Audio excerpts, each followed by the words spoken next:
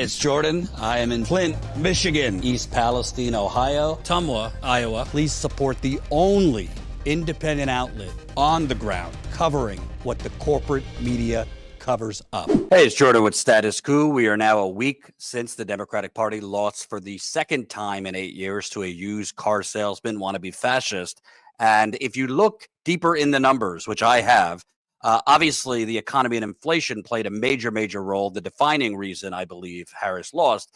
But if you look further into the numbers, it sure seems like President Biden and Vice President Harris's immoral, evil blank check that we have provided Israel to commit slaughter and genocide in Gaza for the last year, killing God knows how many Palestinians, sure seems to have made a difference in key swing states. Before I get to that, I just want to remind you, this Thursday night, 7:30 Eastern, 4:30 Pacific is our monthly members only call. We've been getting a lot of signups over the last week. Thank you for supporting independent on the ground journalism for as low as $5 a month. If you want to join our members only call, 7:30, 4:30 Pacific, Thursday night, it's through a program like Zoom. Sign up right now to support us. We have on the ground trips planned over the next few months, but we need your support. If you sign up before Thursday night at statuscoup.com/join, you will get the link to join our members only call, 7:30 Eastern, 4:30 Pacific. It's through a program like Zoom. Okay, so if you look at exit polls here, this is the exit polls from 2020, Biden's victory. When you look at age 18 to 29, those are mostly Gen Z. And you look at age 30 to 44, mostly millennials. That's 40% turnout. That election among Gen Z and millennials, and specifically age 18 to 29, that was a 17% turnout. And as you could see, particularly among the youngest, Gen Z, some of that is millennials. Biden had a healthy victory, 60% versus Trump's 36%. Then we fast forward to the results from a week ago. What happened in between? Biden, Harris, endless blank check to Gaza. Not that only young people cared about this, but this was a top issue among many young people. Look at that. The turnout among age 18 to 29 dropped from 17% in 2020 down to 14% in 2024. And also overall, the turnout from 18 to 44. So both 18 to 44, Gen Z and millennials, and then 18 to 29, Gen Z, mostly Gen Z, some of that is millennials, both dropped 3%, 2020 to 2024. Might not sound like a big amount, but in certain states, when you have one candidate that only wins by a little over a point, in certain states where one candidate like Trump wins by less than a point, a 3% dropout among under 50, and more specifically 18 to 29, it does make a difference.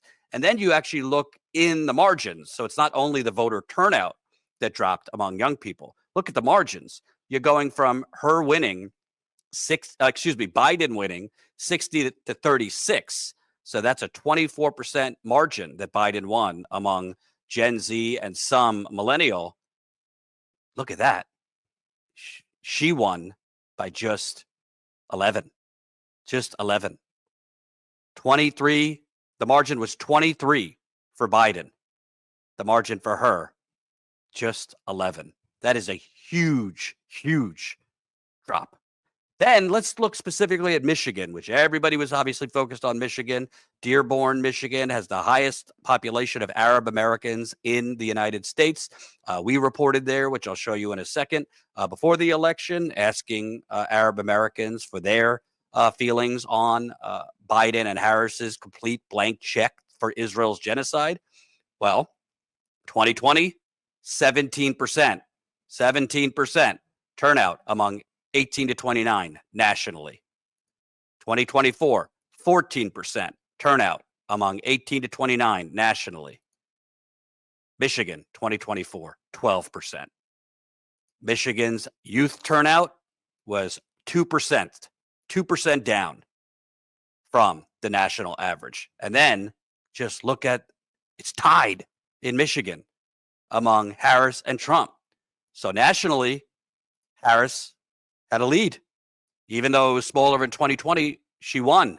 Gen Z and some millennials, 18 to 29 is Gen Z and some millennials. She won by 11. Michigan tied. I wonder why. A lot less young people came out in Michigan. Again, not just young people, all ages. Arab Americans are all ages in Michigan, but that is a huge drop. Not only 2% drop in turnout from the national average in Michigan among young people, but basically that's an 11-point reversal from the national average that Harris won, 18 to 29, to Michigan. I want to show this clip because I think it's really illuminating. This is why on the ground, independent reporting matters so much. This was me in Dearborn interviewing the head or one of the heads of the Uncommitted movement. She happens to be the sister of Congresswoman Lila Talib. This is Lila Talib. Hope I'm pronouncing that right. Let's see what she had to say. This was before the DNC. This was before Harris and her campaign refused to allow a Palestinian American speaker on stage. Let's take a look specifically about what we talked about in terms of Michigan. Vice President Harris loses Michigan. She has very few options for getting 270 electoral votes. So I think Michigan is just as critical. And by the numbers, I failed math, but there's about 150,000 or so registered voters, Arab American voters out of Dearborn. Yes. And Biden won Michigan by about 150,000 votes.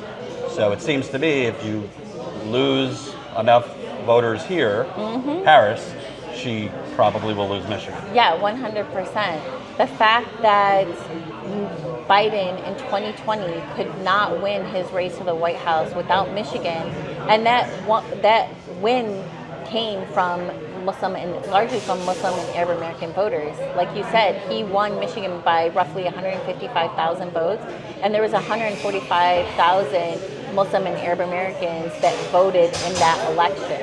I voted for Biden at that time. I organized and built a voting block of my community members and friends and family to vote for Joe Biden at that time, based on the campaign promises that he used while he was here in Michigan, that Arab Americans and Muslim Americans would not have to face the dehumanization and the demonization that we were experiencing through the Trump presidency and through policies like the Muslim ban. Only for us to now feel this very deep betrayal, not only by Biden and his administration, but the Democratic Party, who have not shown that they care about what is happening to our brothers and sisters in Palestine. There are folks here in Dearborn, Michigan, who know firsthand the impact of American-funded bombs. And right now, we are pretty much faced with an impossible choice, even with VP Harris as the presumptive nominee, because we haven't seen that shift in policy yet from her. We are being asked to choose between a candidate that supports a far right-wing government to carry out war crimes against Palestinians. I think right now we need more than ever from VP Harris a guarantee that she will adopt the demands of our movement and adopt the demands of this coalition that are asking and demanding the end of the killing of Palestinians and occupation of Palestinians. And we just haven't gotten that yet. So that was one of the leaders of the Uncommitted movement. She predicted that Harris would lose Michigan if she didn't change course. This was before Harris and her campaign refused to allow an Arab American, a Palestinian, speak on stage. And Harris refused. Not only refused to allow a Palestinian American on stage, which I'm going to get to more details about that in a minute, but refused to even really meet. She would not go to Dearborn. Trump went to Dearborn. It was a photo op. He didn't mean any of it. He's naming Marco Rubio as Secretary of State, which I'll get to in a few minutes, which is catastrophic and going to make the situation much, much worse for Palestinians. But he showed up. Harris couldn't even do a photo up in Dearborn to pretend that she cared. And I want to show you, a lot of people don't realize, I mean, Donald Trump did not win Michigan by a huge margin. This is the results in Michigan. Donald Trump won Michigan by less than 80,000 votes. Folks, might sound like a lot. It is not. It's a little over 1 point. 80,000 votes. You want to know how many votes Donald Trump got in Dearborn and other largely Arab American communities in Michigan? Trump won swing state Michigan by 80,618 votes. 50,332 of them came from Dearborn, Dearborn Heights, and Hamtramck, which are largely made up of Arab voters who voted for Biden in 2020. 50,000 votes. Over 50,000 votes he got in Dearborn and other Arab American communities.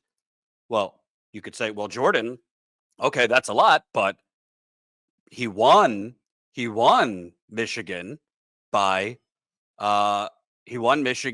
about 80,000 votes. So even if Harris would have adopted the arms embargo on Israel and, more aggressive posture against what Israel was doing, it wouldn't have made a difference. I got news for you.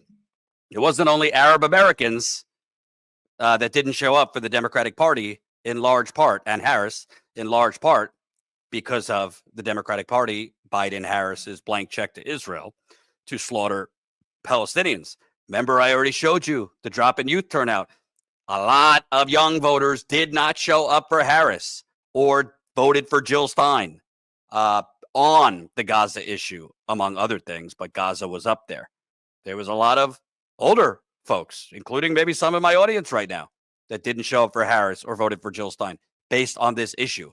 So when you're talking over 50,000 Arab Americans voted for Trump in Dearborn and surrounding areas that are Arab American, and then you're left over with 30,000 votes is his margin of victory.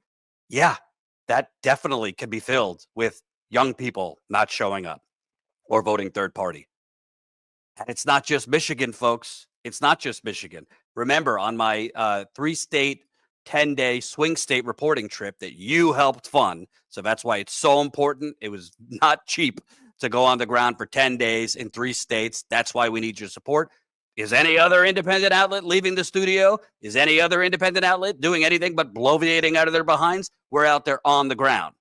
But when I was in Wisconsin, too, I was pretty surprised. I spoke with one of the few elected socialists in Wisconsin, and he actually told me it's not just Michigan. It's not just Michigan where this issue matters. A lot of people in Wisconsin, particularly young people, the Gaza genocide was their top issue. Let me show you this. Far more than that small margin that Biden needed to get elected the last time, voting uninstructed in the Democratic primary and saying, which is Wisconsin's version of uncommitted. Exactly, Okay. Yeah, it's our version of that. Uninstructed just sounds like we're dumb, but it's actually instructing the delegates not to vote for a specific person.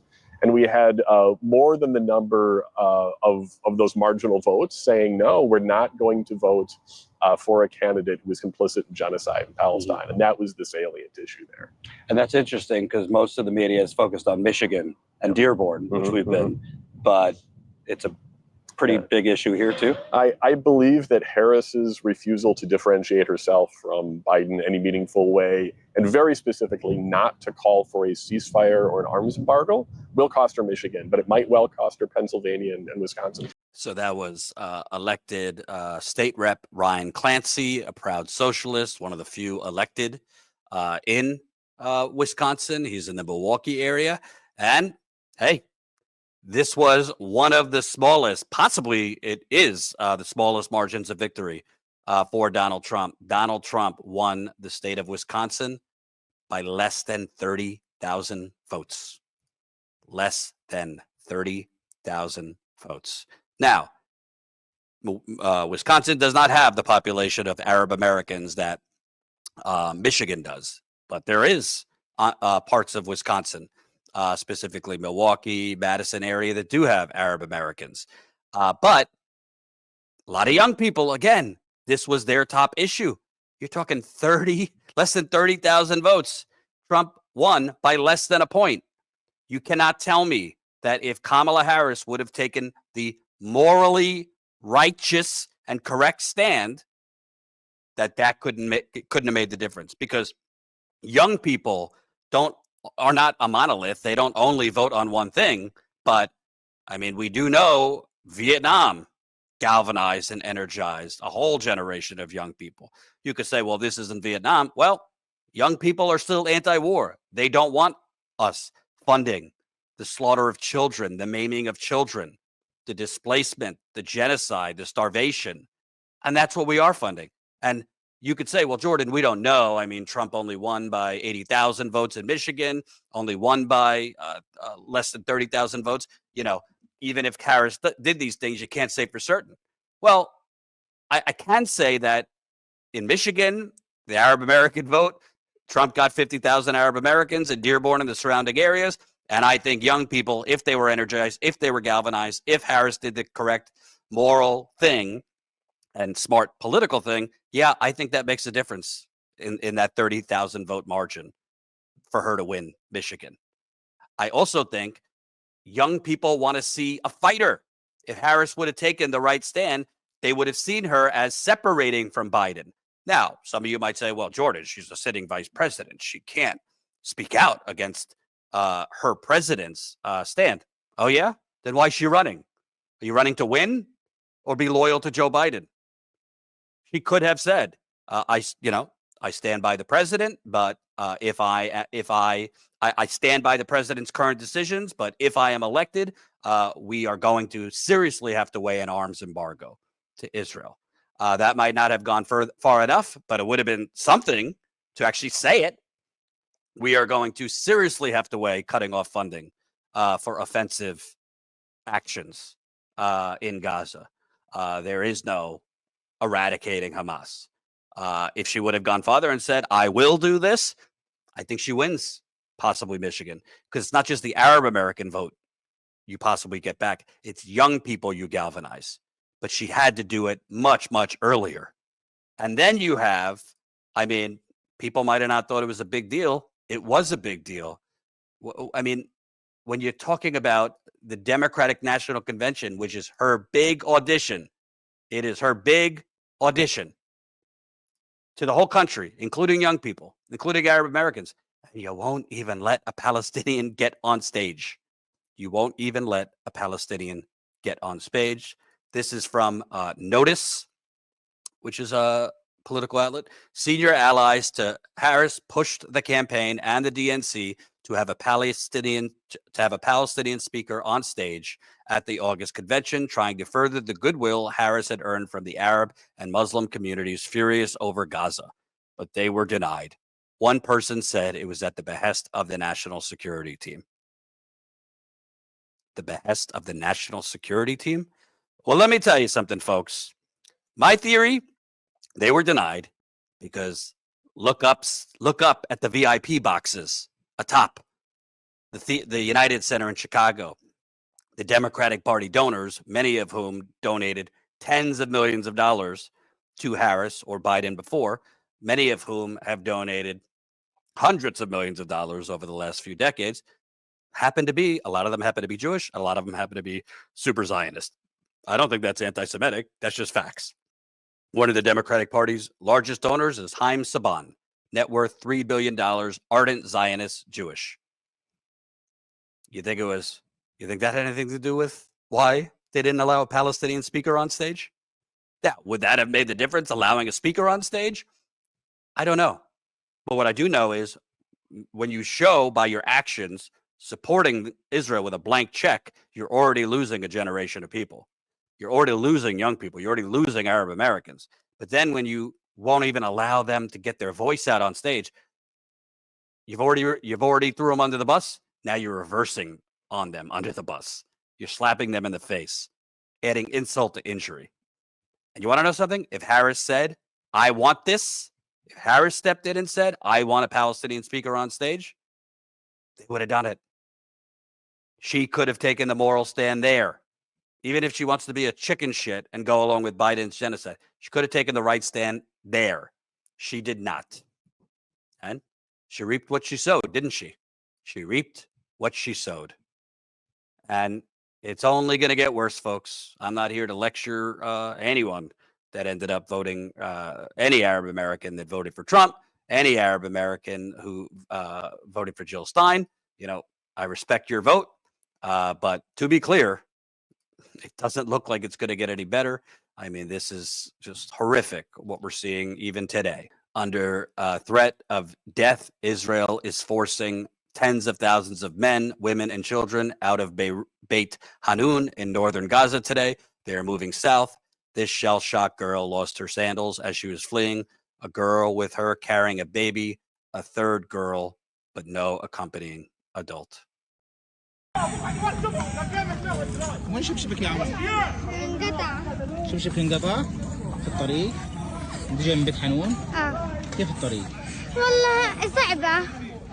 من الله عليهم طلعنا من هناك. الحمد لله على السلامة يا عمر. الله يسلمك.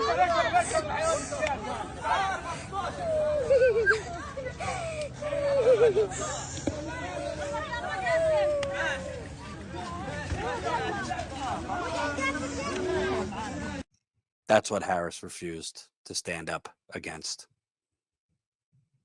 And I wouldn't entirely, completely blame her because Harris is a dime a dozen. I don't think any other corporate Dem would have stood up and did anything different. Certainly not Gavin Newsom. Certainly not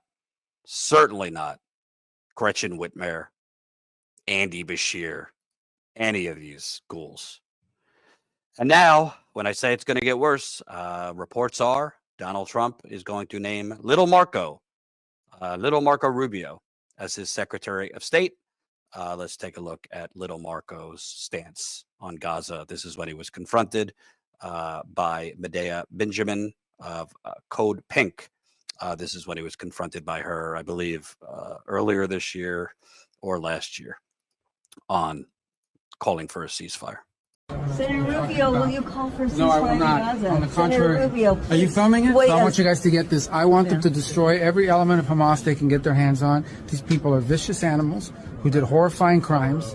And I hope you guys post that. And what about the civilians that are being killed every day? Hamas should stop hiding behind civilians, putting civilians in the way. Hamas knew that this was going to lead to this.